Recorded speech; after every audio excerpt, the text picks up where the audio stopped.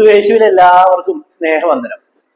മത്തായിയുടെ സുവിശേഷം 7-ാം അധ്യായം 22-ഉം 23-ഉം വാക്യത്തിലൂടെ യേശു ഈ ലോകത്തിലുള്ള 2 തരം ആളുകളെ കുറിച്ച് പഠിപ്പിക്കുന്നുണ്ട്. ആ 2 തരം ആളുകളെ കുറിച്ച് നമുക്കൊന്ന് ചിന്തിക്കാം. നമുക്ക് ഈ വചനം ബൈബിളിൽ നിന്ന് ഒന്ന് മനസ്സിലാക്കാം. ഈ മത്തായിയുടെ സുവിശേഷം 7-ാം അധ്യായം 21-ഉം 22-ഉം വാക്യമാണ്: എന്നോട് കർത്താവേ കർത്താവേ എന്ന് പറയുന്നവൻ ഏവനുമല്ല, സ്വർഗസ്ഥനായ എന്റെ പിതാവിന്റെ ഇഷ്ടം ചെയ്യുന്നവൻ അത്രേ സ്വർഗരാജ്യത്തിൽ കടക്കുന്നത്. കർത്താവേ കർത്താവേ, നിന്റെ നാമത്തിൽ ഞങ്ങൾ പ്രവചിക്കുകയും നിന്റെ നാമത്തിൽ ഭൂതങ്ങളെ പുറത്താക്കുകയും നിന്റെ നാമത്തിൽ വളരെ വീര്യപ്രവർത്തികൾ പ്രവർത്തിക്കുകയും ചെയ്തില്ലയോ എന്ന് പലരും ആ നാളിൽ എന്നോട് പറയും. അന്ന് ഞാൻ അവരോട്, ഞാൻ ഒരു നാളും നിങ്ങളെ അറിഞ്ഞിട്ടില്ല, അധർമ്മം പ്രവർത്തിക്കുന്നവരെ എന്നെ വിട്ടു പോകുവിൻ എന്ന് തീർത്തു പറയും. ഇവിടെ യേശു നമ്മളെ പഠിപ്പിക്കുന്നത് ഈ കർത്താവേ കർത്താവേ എന്ന് വിളിക്കുന്ന ആരുമല്ല, അല്ലെങ്കിൽ എന്നോട് കർത്താവേ കർത്താവേ എന്ന് വിളിക്കുന്നവനല്ല, മറിച്ച് ദൈവത്തിന്റെ ഇഷ്ടം ചെയ്യുന്നവനാണ് സ്വർഗരാജ്യത്തിൽ പ്രവേശിക്കുന്നത്. നമുക്കറിയാം, ഈ എന്നോട് കർത്താവേ കർത്താവേ എന്ന് വിളിക്കുന്നവൻ എന്ന് യേശു ഉദ്ദേശിച്ചത് നമ്മൾ സദാസമയവും യേശുവിനെ വിളിച്ച് പ്രാർത്ഥിക്കുന്നവരെ കുറിച്ചാണ്. എല്ലാ സമയവും യേശുവിനെ വിളിച്ച് പ്രാർത്ഥിക്കുന്നവരല്ല, മറിച്ച് ദൈവത്തിന്റെ ഇഷ്ടം ചെയ്യുന്നവനാണ് സ്വർഗരാജ്യത്തിൽ പ്രവേശിക്കുന്നത്. അപ്പൊ സ്വർഗരാജ്യത്തിൽ പ്രവേശിക്കണമെങ്കിൽ നമ്മൾ ദൈവത്തിന്റെ ഇഷ്ടം ചെയ്യണം എന്നാണ് യേശു ഈ വചനത്തിലൂടെ നമ്മളെ പഠിപ്പിക്കുന്നത്. ഇനി എന്താണ് ദൈവത്തിന്റെ ഇഷ്ടം? അത് 1 തെസ്സലോനിക്കർക്ക് എഴുതിയ ലേഖനം അതിന്റെ 4-ാം അധ്യായം 3-ാം വാക്യത്തിലൂടെ വചനം പഠിപ്പിക്കുകയാണ്: ദൈവത്തിന്റെ ഇഷ്ടമോ നിങ്ങളുടെ ശുദ്ധീകരണം തന്നെ. അപ്പൊ നമ്മളെല്ലാവരും, ഈ ലോകത്തിലുള്ള എല്ലാ മനുഷ്യരും ശുദ്ധീകരിക്കപ്പെടണം എന്നാണ്, അല്ലെങ്കിൽ വിശുദ്ധീകരിക്കപ്പെടണം എന്നാണ് യേശു പഠിപ്പിക്കുന്നത്. ഈ നമ്മളെല്ലാവരും, ഈ ലോകത്തില് ജനിക്കുന്ന എല്ലാ മനുഷ്യരും വിശുദ്ധീകരിക്കപ്പെടണം. ഇതാണ് പിതാവിന്റെ ഇഷ്ടം എന്നാണ് യേശു നമ്മളെ പഠിപ്പിക്കുന്നത്. നമുക്ക് എന്തെല്ലാം കാര്യത്തിനാണ് വിശുദ്ധീകരണം വേണ്ടത്? അത് നമ്മൾക്ക് 1 തെസ്സലോനിക്കർക്ക് എഴുതിയ ലേഖനം തന്നെ അതിന്റെ 5-ാം അധ്യായം അതിന്റെ 23-ാം വാക്യത്തിലൂടെ വചനം നമ്മളെ പഠിപ്പിക്കുകയാണ്: നിങ്ങളുടെ സമാധാനത്തിന്റെ ദൈവം നിങ്ങളെ പൂർണ്ണമായി ശുദ്ധീകരിക്കപ്പെടുമാറാകട്ടെ. നിങ്ങളുടെ ആത്മാവും പ്രാണനും ദേഹവും നമ്മുടെ കർത്താവായ യേശുവിന്റെ പ്രത്യക്ഷതയിൽ അനിന്യമായി വെളിപ്പെടുപ്പെടണം, കാക്കപ്പെടുമാറാകട്ടെ. അപ്പൊ നമ്മൾക്ക് വിശുദ്ധീകരണം വേണ്ടത് നമ്മുടെ ശരീരത്തിന്, എന്ന് വെച്ചാൽ നമ്മുടെ ശരീരത്തിനും നമ്മുടെ പ്രാണനും നമ്മുടെ ആത്മാവിനും, ഈ 3 ഘടകങ്ങൾക്കും വിശുദ്ധീകരണം വേണം. നമ്മുടെ ഈ 3 ഘടകങ്ങളും പൂർണ്ണമായി വിശദീകരിക്കപ്പെടണമെന്നാണ് യേശു വചനത്തിലൂടെ പഠിപ്പിക്കുന്നത്. അങ്ങനെ നമ്മൾ സദാസമയം യേശുവിനോട് പ്രാർത്ഥിക്കണ്ട എന്നല്ല, അങ്ങനെ പ്രാർത്ഥിക്കുന്നതിനോടൊപ്പം തന്നെ നമ്മുടെ ശരീരവും നമ്മുടെ പ്രാണനും നമ്മുടെ ആത്മാവും വിശദീകരിക്കപ്പെടണം. അങ്ങനെ വിശദീകരിക്കപ്പെട്ടാൽ മാത്രമേ നമ്മൾ സ്വർഗരാജ്യത്തിൽ പ്രവേശിക്കുകയുള്ളൂ എന്നാണ് ഇവിടെ വചനത്തിലൂടെ യേശു നമ്മളെ പഠിപ്പിക്കുന്നത്. നമ്മുടെ ആത്യന്തികമായ ലക്ഷ്യം നമ്മൾ സ്വർഗരാജ്യത്തിൽ പ്രവേശിച്ച് നമ്മൾ ദൈവരാജ്യത്തിൽ പ്രവേശിച്ച് ദൈവരാജ്യത്തിന്റെ മർമ്മങ്ങൾ ഗ്രഹിച്ച് നമ്മൾ പിതാവിനോടൊപ്പം നിത്യതയിലായിത്തീരണം. ഇതാണ് ഓരോ മനുഷ്യന്റെയും ആഗ്രഹം. അങ്ങനെ ആ ആഗ്രഹത്തിലേക്ക് ഒരു മനുഷ്യൻ വരണമെങ്കിൽ അവന് പൂർണ്ണമായ വിശുദ്ധീകരണം ആവശ്യമാണ് എന്നാണ് വചനത്തിലൂടെ യേശു നമ്മളെ പഠിപ്പിക്കുന്നത്. നമുക്കറിയാം, വചനത്തിലൂടെ നമ്മൾ മനസ്സിലാക്കിയിട്ടുണ്ട്, വിശുദ്ധി കൂടാതെ ആർക്കും ദൈവത്തെ പ്രസാദിപ്പിക്കാൻ കഴിയുകയില്ല. അപ്പൊ ദൈവത്തെ പ്രസാദിപ്പിക്കണമെങ്കിൽ നമുക്ക് വിശുദ്ധി അത്യാവശ്യമാണെന്നാണ് വചനം പഠിപ്പിക്കുന്നത്. അത് ഒരു കൂട്ടരാണ്. ഒരു കൂട്ടര് ഇതുപോലെ കർത്താവേ കർത്താവേ എന്ന് വിളിച്ച് പ്രാർത്ഥിച്ച് ജീവിതം കഴിച്ചു കൂട്ടുന്നവര്, അവര് സ്വർഗരാജ്യത്തിൽ പ്രവേശിക്കുന്നില്ല എന്നാണ് ഇവിടെ വചനത്തിലൂടെ യേശു പഠിപ്പിക്കുന്നത്. ആരും തെറ്റിദ്ധരിക്കരുത്. ഈ യേശുവിനോട് പ്രാർത്ഥിക്കേണ്ട എന്ന അർത്ഥത്തിലല്ല പറയുന്നത്. നമ്മൾ പ്രാർത്ഥിക്കുന്നതിനോടൊപ്പം നമ്മൾ പൂർണ്ണമായി വിശുദ്ധീകരിക്കപ്പെടണം. അങ്ങനെ ഈ വിശുദ്ധീകരണത്തിലൂടെ നമ്മൾ സ്വർഗരാജ്യത്തിൽ പ്രവേശിച്ച്, നമ്മുടെ പിതാവിന്റെ ഇഷ്ടമാണ് നാം ഓരോരുത്തരും സ്വർഗരാജ്യത്തിൽ പ്രവേശിക്കുക എന്നുള്ളത്. അതുപോലെ നാം സ്വർഗരാജ്യത്തിൽ പ്രവേശിക്കണമെങ്കിൽ ഈ വിശുദ്ധീകരണം നമുക്ക് ആവശ്യമാണ്. അടുത്ത ഒരു കൂട്ടരുണ്ട്, അവര് കർത്താവേ കർത്താവേ, നിന്റെ നാമത്തിൽ ഞങ്ങൾ പ്രവചിക്കുകയും നിന്റെ നാമത്തിൽ ഭൂതങ്ങളെ പുറത്താക്കുകയും നിന്റെ നാമത്തിൽ വളരെ വീര്യപ്രവർത്തികൾ പ്രവർത്തിക്കുകയും ചെയ്തില്ലയോ എന്ന് പലരും ആ നാളിൽ എന്നോട് പറയും. അന്ന് ഞാൻ അവരോട്, ഞാൻ ഒരു നാളും നിങ്ങളെ അറിഞ്ഞിട്ടില്ല, അധർമ്മം പ്രവർത്തിക്കുന്നവരെ എന്നെ വിട്ടു പോകുവിൻ എന്ന് തീർത്തു പറയും. ഇവിടെ നാം മനസ്സിലാക്കേണ്ടത്, യേശു ഇവിടെ പഠിപ്പിക്കുന്നത് ഈ യേശുവിന്റെ നാമത്തിൽ രോഗസൗഖ്യം വരുത്തി വളരെ വീര്യപ്രവർത്തികൾ ചെയ്തു. പക്ഷെ യേശു പറയുന്നത് ഞാൻ നിങ്ങളെ ഒരു നാളും അറിഞ്ഞിട്ടില്ല, അധർമ്മം പ്രവർത്തിക്കുന്നവരെ നിങ്ങൾ എന്നെ വിട്ട് ദൂരെ പോകുവിൻ. അപ്പൊ ഇവിടെ പഠിപ്പിക്കുന്നത് യേശുവിന്റെ നാമത്തിൽ അത്ഭുത രോഗശാന്തി നടത്തുന്നതോ അല്ലെങ്കിൽ വീര്യപ്രവൃത്തി ചെയ്യുന്നതോ ഒരു അധർമ്മ പ്രവൃത്തിയാണെന്നാണ്. നമ്മളൊന്ന് ചിന്തിച്ചു നോക്കി, എത്ര വലിയ തിരിച്ചടിയാണ് ആ മനുഷ്യൻ നേരിടുന്നത്. അവൻ യേശുവിന്റെ നാമത്തിൽ വളരെ വീര്യപ്രവർത്തികൾ ചെയ്തു, അത്ഭുതങ്ങൾ ചെയ്തു, അടയാളങ്ങൾ ചെയ്തു. പക്ഷെ യേശു അവനോട് പറയുന്ന മറുപടി, നിങ്ങളെ ഞാൻ ഒരു നാളും അറിഞ്ഞിട്ടില്ല, ഇതൊരു അധർമ്മ പ്രവൃത്തിയാണെന്നാണ്. ഇത് അധർമ്മ പ്രവൃത്തി എന്താ ആകുന്നത് എങ്ങനെയാണെന്ന് ഈ വീഡിയോയുടെ അവസാനം നമുക്ക് മനസ്സിലാക്കാം.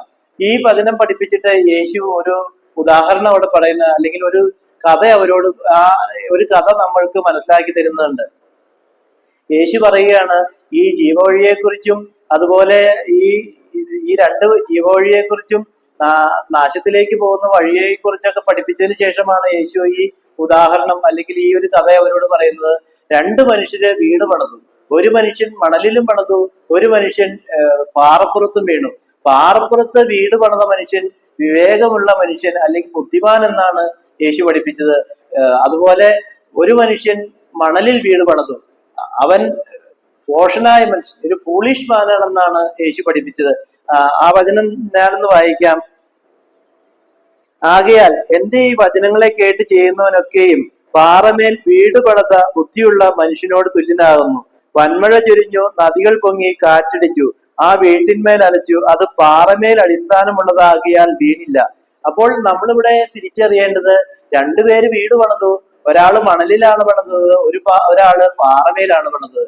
എന്നാൽ ഈ വലിയ മഴ പെയ്തു, അവിടെ നദി പൊങ്ങി, കാറ്റടച്ചു. എന്നാൽ ഈ പാറയിൽ അടിസ്ഥാനമിട്ട് പണിത വീട് വീണുപോയില്ല. എന്നാൽ ഈ മണലിൽ പണിത വീട്, ഈ വലിയ മഴ പെയ്തു, കാറ്റടിച്ചു, നദി പൊങ്ങിക്കഴിഞ്ഞു, ഈ കാറ്റ് ഈ വീടിന്മേൽ ആഞ്ഞടിച്ചു, ആ വീട് വീണുപോയി, അതിന്റെ വീഴ്ച വലുതായിരുന്നു എന്നാണ് യേശു പഠിപ്പിച്ചത്. അപ്പോൾ ഇവിടെ യേശു പഠിപ്പിക്കുന്ന ഒരു കാര്യം, നമ്മൾ ഈ വചനങ്ങളെല്ലാം കേട്ടിട്ടുണ്ട്, നമ്മൾ ഈ വചനങ്ങളെല്ലാം നമുക്ക് അറിയാം. എന്നാൽ നമ്മൾ ഗ്രഹിക്കാത്ത ഒരു കാര്യം, യേശു ഇവിടെ പറയുന്നത് പാറമേൽ വീട് പണിയണമെന്നാണ്.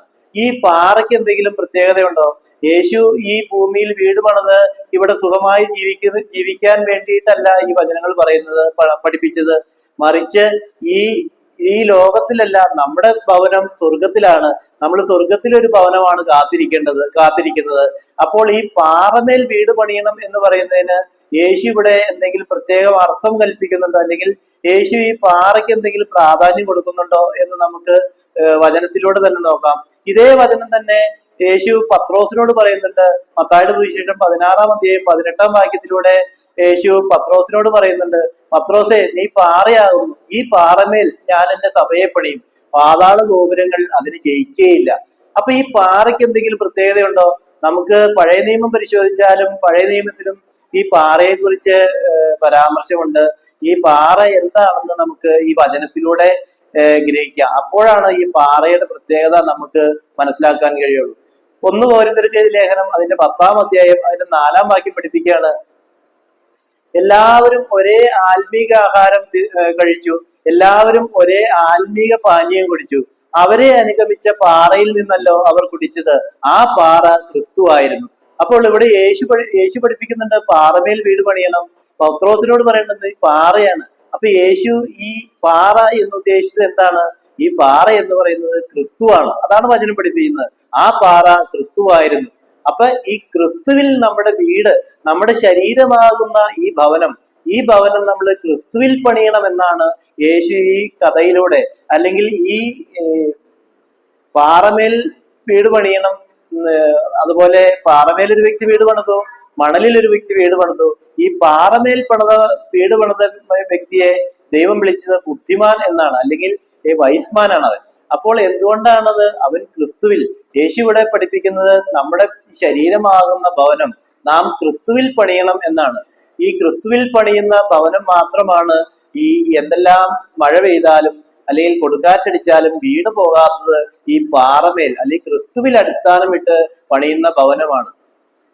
നമ്മൾ ഈ ഭൂമിയിൽ നമ്മുടെ ശരീരമാകുന്ന ഈ ഭവനം ക്രിസ്തുവിൽ പണിതാൽ ഈ ലോകത്തിൽ എന്തെല്ലാം പ്രയാസങ്ങളോ ബുദ്ധിമുട്ടുകളോ പ്രതിബന്ധങ്ങളോ ഉണ്ടായാൽ നമ്മൾ തകർന്നു പോവുകയില്ല, അല്ലെങ്കിൽ വീണു പോവുകയില്ലെന്നാണ് യേശു നമ്മളെ പഠിപ്പിക്കുന്നത്.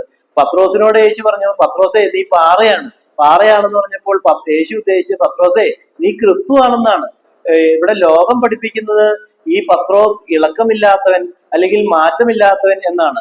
എന്നാൽ ഈ പത്രോസ് തന്നെ യേശുവിനെ ക്രൂശിക്കുവാൻ വേണ്ടി പിടിച്ചു കഴിഞ്ഞപ്പോൾ ഈ യഹൂദന്മാർ അവനോട് ചോദിക്കുന്നുണ്ട്, നീയും അവന്റെ ശിഷ്യനല്ലേ? അപ്പോൾ ഈ പത്രോസ് പറയുന്ന മറുപടി, ഞാൻ ആ മനുഷ്യനെ അറിയുന്നത് പോലുമില്ല. നിങ്ങൾ എന്താണ് പറയുന്നത്? ആ മനുഷ്യനെ ഞാൻ അറിയുക പോലുമില്ലെന്നാണ്. അപ്പോൾ ഈ നമ്മൾ ലോകം പഠിപ്പിക്കുന്ന ഇളക്കമില്ലാത്ത അല്ലെങ്കിൽ മാറ്റമില്ലാത്ത ഈ പത്രോസ് പറയുന്നത് ഞാൻ യേശുവിനെ അറിയുക പോലും ഇല്ലെന്നാണ്. അപ്പോൾ പത്രോസിനോട് യേശു പറഞ്ഞത്, പത്രോസേ നീ ക്രിസ്തു ആണെന്നാണ്. ഈ ക്രിസ്തുവാകുന്ന ഈ നിന്നിലാണ് ഞാൻ ഈ സഭ പണിയുന്നത്. അപ്പൊ ക്രിസ്തുവിലാണ് സഭ പണിയുന്നത് എന്നാണ് ഇവിടെ നാം തിരിച്ചറിയേണ്ടത്. അങ്ങനെ ക്രിസ്തുവിൽ പണിയുന്ന ഭവനമാണ് വീണു പോകാത്തത്. നമുക്ക് വീണ്ടും 1 കൊരിന്ത്യർക്ക് എഴുതിയ ലേഖനം അതിന്റെ 3-ാം അധ്യായം 16-ഉം 17-ഉം വാക്യം പഠിച്ചു കഴിഞ്ഞാൽ അവിടെ പൗലോസ്ലീഹ വചനത്തിലൂടെ നമ്മളെ പഠിപ്പിക്കുന്നത്, നിങ്ങൾ ദൈവത്തിന്റെ ആലയമെന്നും ദൈവാത്മാവ് നിങ്ങളിൽ വസിക്കുന്നുവെന്ന് നിങ്ങൾ അറിയുന്നില്ലേ? ദൈവത്തിന്റെ ആലയം വിശുദ്ധമല്ലോ, നിങ്ങളും അങ്ങനെ തന്നെ. ദൈവത്തിന്റെ ആലയം നശിപ്പിക്കുന്നവനെ ദൈവവും നശിപ്പിക്കും.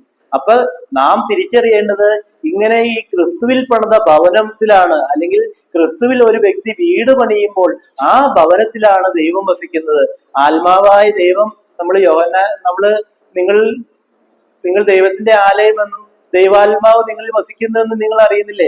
ഈ ദൈവാത്മാവ് നിങ്ങളിൽ വസിക്കുന്നില്ലേ എന്ന് ചോദിക്കുമ്പോൾ നമുക്ക് അത്ര അതിനെക്കുറിച്ച് ഒരു ഉറപ്പ് തോന്നുന്നില്ല, അല്ലെങ്കിൽ ദൈവത്തിന്റെ ആ ഒരു വചനത്തിന്റെ ഒരു യഥാർത്ഥ അർത്ഥം ഗ്രഹിക്കുവാൻ നമുക്ക് ബുദ്ധിമുട്ടുണ്ട്. എന്നാൽ യോഹന്നാൻ സുവിശേഷം 4-ാം അധ്യായത്തിൽ പഠിപ്പിക്കുന്നത് ദൈവം ആത്മാവാകുന്നു എന്നാണ് പഠിപ്പിക്കുന്നത്. അപ്പോൾ ഇവിടെ പൗലോസ്ലീഹ പഠിപ്പിക്കുന്നത് നിങ്ങൾ ദൈവത്തിന്റെ ആലയമാണെന്നും ദൈവാത്മാവ് നിങ്ങളിൽ വസിക്കുന്നെന്നും നമ്മൾ അറിയുന്നില്ലേ? അപ്പൊ നമ്മൾ ഓരോരുത്തരും തിരിച്ചറിയേണ്ടത്, നമ്മൾ ക്രിസ്തുവിൽ വീട് പണിതാൽ, നമ്മുടെ ശരീരമാകുന്ന ഈ ഭവനം നമ്മൾ ക്രിസ്തുവിൽ പണിതാൽ ആ ഭവനത്തിലാണ് ദൈവം വന്ന് വസിക്കുന്നത്. അങ്ങനെ അപ്പോൾ എന്തുകൊണ്ടാണ് ഇവിടെ നമ്മൾ ആദ്യം മനസ്സിലാക്കിയ ഈ കർത്താവെ നിന്റെ നാമത്തിൽ ഞങ്ങൾ വീര്യപ്രവർത്തികൾ ചെയ്തു, നിന്റെ നാമത്തിൽ ഞങ്ങൾ അത്ഭുതം ചെയ്തു, രോഗികളെ സൗഖ്യമാക്കി. അപ്പൊ യേശു അവരെ അംഗീകരിക്കാതെ അല്ലെങ്കിൽ യേശു അവരോട് അധർമ്മമാണെന്ന് പറയുവാൻ കാരണം ഈ ക്രിസ്തുവിലൂടെ ഈ പ്രവൃത്തി അവർ ചെയ്യാത്തത് കൊണ്ടാണ്. അപ്പോൾ യഥാർത്ഥ സുവിശേഷം ക്രിസ്തുവിലൂടെയാണ്, അല്ലെങ്കിൽ ക്രിസ്തുവിൻ്റെതാണ് യഥാർത്ഥ സുവിശേഷം. അങ്ങനെ ക്രിസ്തുവിലാണ് നമ്മൾ സുവിശേഷിക്കേണ്ടത്. ഈ ക്രിസ്തുവിലൂടെ സുവിശേഷിക്കാത്തത് കൊണ്ടാണ്, അല്ലെങ്കിൽ ഈ ക്രിസ്തുവിനെ ലോകത്തിന് വെളിപ്പെടുത്തി കൊടുക്കാത്തത് കൊണ്ടാണ്, അല്ലെങ്കിൽ ക്രിസ്തുവിനെ ലോകത്തിന് മനസ്സിലാക്കി കൊടുക്കാത്തത് കൊണ്ടാണ് അങ്ങനെയുള്ള പ്രവൃത്തികളെല്ലാം അധർമ്മ പ്രവൃത്തിയാണെന്ന് യേശു പഠിപ്പിക്കുവാനുള്ള കാരണം. അപ്പോൾ നാം തിരിച്ചറിയേണ്ടത്, അല്ലെങ്കിൽ നാം മനസ്സിലാക്കേണ്ടത്, നമ്മുടെ ഈ ശരീരമാകുന്ന ഭവനം അല്ലെങ്കിൽ നമ്മൾ പണിയേണ്ടത് ക്രിസ്തുവിലാണ്. അങ്ങനെ ക്രിസ്തുവിൽ പണിയുന്ന ഒരു ഭവനത്തിലാണ് ദൈവം വന്ന് വസിക്കുന്നത്. അപ്പൊ നമ്മുടെ ഭവനം നാം തിരിച്ചറിയേണ്ടത്, നമ്മുടെ ഭവനം ക്രിസ്തുവിന്റെയും ദൈവത്തിന്റെയും ആലയമാണ്. ഒരു വ്യക്തി ദൈവത്തിന്റെയും ക്രിസ്തുവിന്റെയും ആലയമായി തീരണമെന്നാണ് ഈ രണ്ട് ഒന്ന് മണലിൽ വീട് പണിതു, ഒന്ന് പാറമേൽ വീട് പണിതു. ഈ 2 ഉദാഹരണത്തിലൂടെയും യേശു പഠിപ്പിക്കുന്നത് നമ്മുടെ ശരീരമാകുന്ന ഈ ഭവനം ഇത് ക്രിസ്തുവിൽ പണിയണമെന്നാണ്. അങ്ങനെ ക്രിസ്തുവിൽ നമ്മുടെ ശരീരമാകുന്ന ഈ ഭവനം പണിയുമ്പോൾ ആ ഭവനത്തിലാണ് ദൈവം വന്ന് വസിക്കുന്നത്. അങ്ങനെ ദൈവം വസിക്കുന്ന ഒരു ഭവനമായി തീരുവാൻ, അങ്ങനെ ക്രിസ്തുവും ദൈവവും വസിക്കുന്ന ഒരു ഭവനമായി തീരുവാൻ നമുക്ക് പരിശ്രമിക്കാം. അതിന് ദൈവം നിങ്ങളെല്ലാവരെയും ശക്തീകരിക്കുകയും അതിന് നിങ്ങളെല്ലാവരെയും പ്രാപ്തരാക്കുകയും ചെയ്യട്ടെ എന്ന് പ്രത്യേകം പ്രാർത്ഥിക്കുന്നു.